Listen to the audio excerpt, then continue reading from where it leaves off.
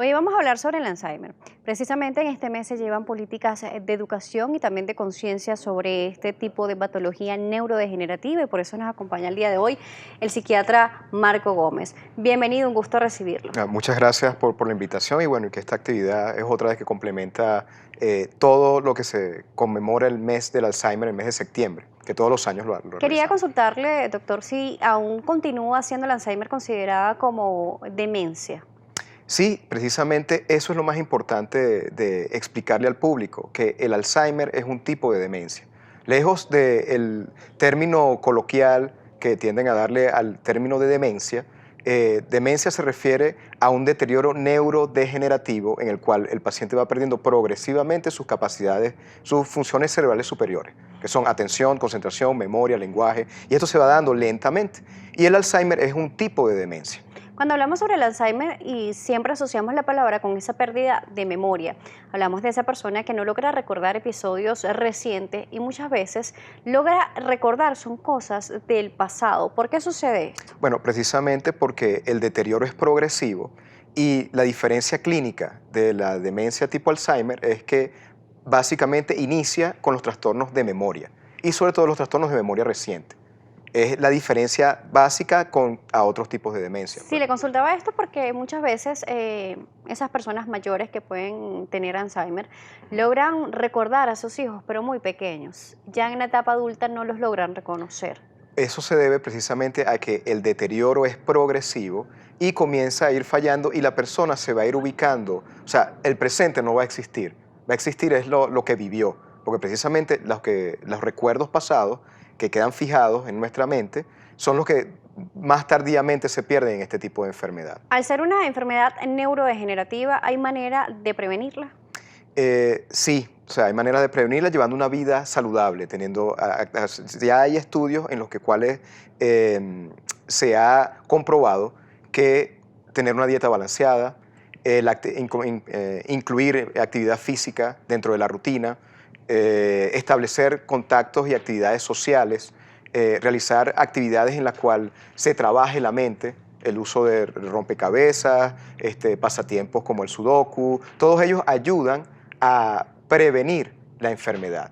Claro que hay al ser la enfermedad multifactorial, Muy bien. el problema está en que no hay un origen específico de qué ocasiona la enfermedad. Al ser multifactorial, algunos factores que podemos estar pendientes desde etapas muy Exactamente, jóvenes. exactamente como son estos, pues de llevar un estilo de vida saludable. Y eso me va a evitar a que la enfermedad llegue o retardar incluso la presentación de la Si en enfermedad. la familia de alguien, por ejemplo, en mi familia existe una persona con Alzheimer, ¿tengo probabilidades que yo la padezca? Tengo mayor probabilidad que el resto de la población a padecerla, pero siempre es importante realizar la evaluación. ¿Existen factores genéricos, Genéticos, genéticos? sí, sí existen. Precisamente, incluso hay un tipo de demencia que es la demencia familiar, que tiene que ver con esto directamente y se expresa, es un gen que se expresa y es dominante. ¿Qué pasa con las neuronas de este tipo de pacientes? Ya que nos habla de que es una enfermedad neurodegenerativa. Bueno, precisamente los grupos neuronales se van a ir deteriorando.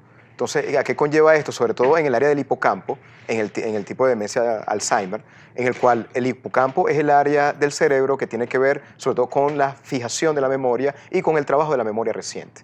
Entonces, al irse deteriorando, esto va a hacer que esta función falle. Y el problema está en que el deterioro se va a ir estableciendo lentamente y muchas veces son muy sutiles las fallas en la memoria y entonces esto conlleva a que el diagnóstico se retarde. Justamente con el diagnóstico, ¿existe algún estudio de imagen que le pueda ayudar a los especialistas a ver de que existe algún tipo de falla en la parte neuronal, por ejemplo? Claro, no hay un indicador netamente neurobiológico de la enfermedad, porque el diagnóstico de la enfermedad es netamente clínico. ¿Qué quiere decir esto? Que se evalúa el paciente, se realizan una serie de pruebas, dentro de ellas están los estudios de imágenes como la resonancia magnética, en el cual se hace la volumetría de esta área que les había comentado antes del hipocampo, y sumando toda esa serie de exámenes hacemos el diagnóstico. Pero sobre todo, el diagnóstico definitivo de la enfermedad de Alzheimer solamente es un diagnóstico anatomopatológico. Una vez que el paciente fallece, se hace estudio del cerebro y se ven las lesiones. Normalmente cuando existe este tipo de condiciones es el familiar el que se va a ir dando cuenta. ¿Qué pasa? ¿Qué debe llamar la atención? ¿Qué debe alertar cuando una persona ¿Qué tan repetitivo es la pérdida de memoria para que la persona diga, sí está pasando algo? Bueno, precisamente eso es en lo que queremos ahondar en este mes, sobre todo dando la información de que hay que estar muy pendientes de las fallas, sobre todo de memoria, ¿ok? Pero la memoria también es algo multifactorial, es como hablar de una fiebre, que puede tener muchas causas y muchos orígenes. Entonces es importante cuando yo comience a notar que comienzan a fallar aspectos en la memoria y que esos aspectos tienden a menoscabar el funcionamiento normal del individuo, de mi familiar, entonces ahí es que me tiene que llamar la atención. Claro, le pregunto esto porque a veces hay personas que decimos, no, es que es descuidada o es olvidadiza o es que está muy estresada. Por ejemplo, Bueno, hay personas puede que se le ser. olvida hasta dónde tienen los lentes. Los lentes lo pueden tener arriba como cintillo y no Es recordarlo. probable, y por eso es importante tener la información de lo que llamamos nosotros, o sea, lo previo, de cómo es la personalidad previa del paciente. Porque un paciente, eso no quiere decir que esté exento de, pero alguien que sea olvidadizo, descuidado, muchas veces tiende mayor probabilidad que otros de sufrir de la enfermedad. Pero si es una conducta que ha sido repetitiva y que no se ha incrementado en un periodo de tiempo, eso nos habla de que ese es su funcionamiento general. O sea, lo importante está en que con la edad, porque esto es muy importante decirlo, siempre se ha tildado a que, bueno, el paciente ya está mayor, está anciano y estas fallas de memoria tienen que ver con la edad.